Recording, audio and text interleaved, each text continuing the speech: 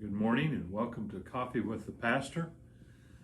This week we're looking at Moses. Yesterday we talked about how Moses was put in a little ark. Probably was a basket, but the Bible calls it an ark. And he was placed in the Nile River among the reeds, the Suf. And Pharaoh's daughter finds him. And she raises him in Pharaoh's household.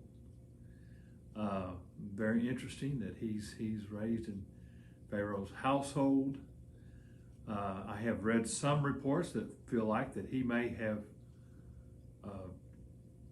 risen to the rank of general in the Egyptian army.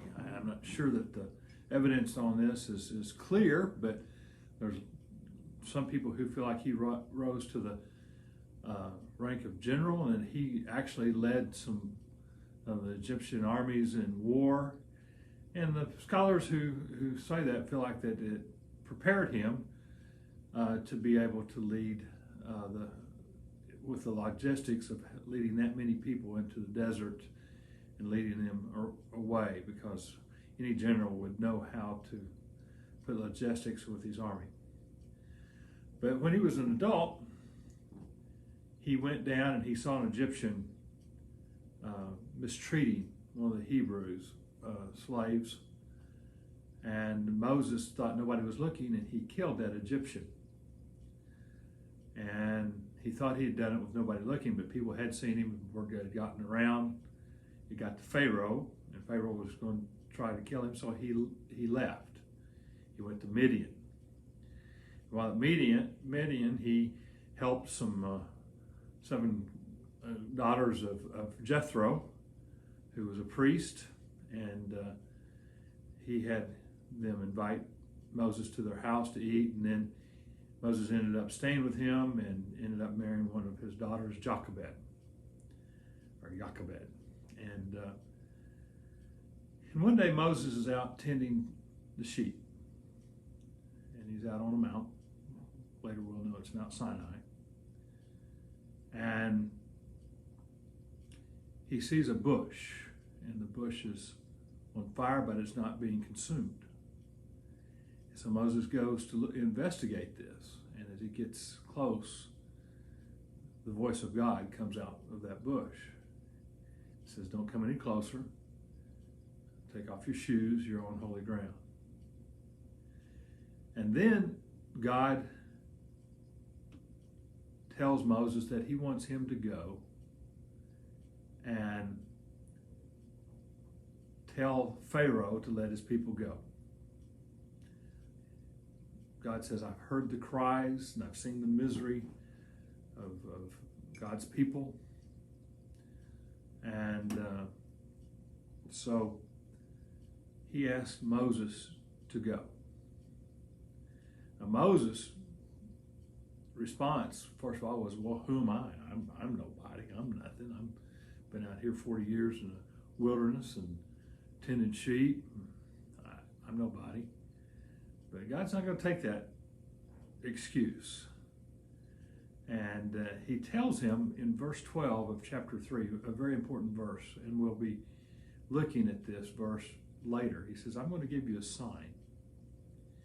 You're going to go and you're going to lead the people out of Egypt, and you're going to bring them right back to this mountain, and you're going to bring all the people up on this mountain." And most of the English translations translate it, "and they're going to worship me." Actually, I looked it up last night, and the actual word I think means serve. Serve and worship is very similar. But you're going to worship me. Everybody in Israel is going to come up on this mountain, and they're going to serve me. They've been serving Pharaoh, now they're going to serve me. They're going to be my people, and they're going to serve me. And then Moses says, "Well, who should I say send them?" And he had introduced himself as Elohim, the God of Abraham and Isaac and Jacob, God of your fathers. And Elohim is a term for God, but it could mean any God. I mean, any idol was call a God like that. So Moses said, I got to tell them what your name is. All these other gods have names. I need to tell them what your name is.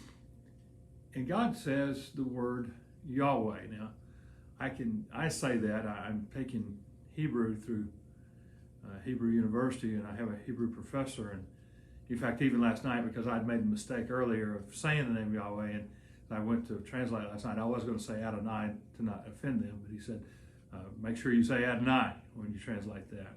And so just last night I had that happen to me. They still will not speak the name of Yahweh. What it means is kind of interesting. The English translations translated, I am that I am. Some say that it means, well, I am the one that causes things to happen. I like Lloyd Ogilvie. He said that it means I'm the one who makes things happen. In other words, we pray to a God who's going to make things happen. Very important. But that name becomes very special in Israel's history and even today. It's a very special name, a very sacred name, one that the Jews will not even say out loud now, thinking they might take God's name in vain. Now, what's interesting is Moses must have already been a little bit familiar with that name because his wife's name was Jochebed. Now, remember, his father-in-law was a priest, and I get the feeling he may be serving God and Yahweh because he names his daughter Jochebed has the Yah in it. And so part of her name, in fact, if you translate her name from Hebrew, it means God's glory. So he was a bit familiar with that name before God gave it to him because of the name of his wife. And so another interesting thing that happens in the story is that God says, I'm going to send you to Canaan, where the Canaanites are, and it's a land flowing with milk and honey. One of the interesting things about that is that when you go and you see where they crossed over, when you're down at the Dead Sea and you realize where Moses looked over to see the promised land and you see where they came over, you think, this is not land of honey. I mean, it looks like just a bunch of rocks, to be honest with you. It's a desert region, a lot of rocks. And I was with our guide, Ellie, that we go to, who guides when we go to the Holy Land. In fact, Ellie was on here yesterday. I don't know if he is today or not. But Ellie helped me with that because I said, Ellie, I just can't see this being a land of milk and honey. He said, you don't understand. And apparently, in those mountains and those hills and things like that, there are places where the goats can go. In fact, I've seen Bedouins today herding their sheep in those hills. And so the goats, they get milk from. And also that region is really good for raising dates. In fact, they have the best dates in Israel.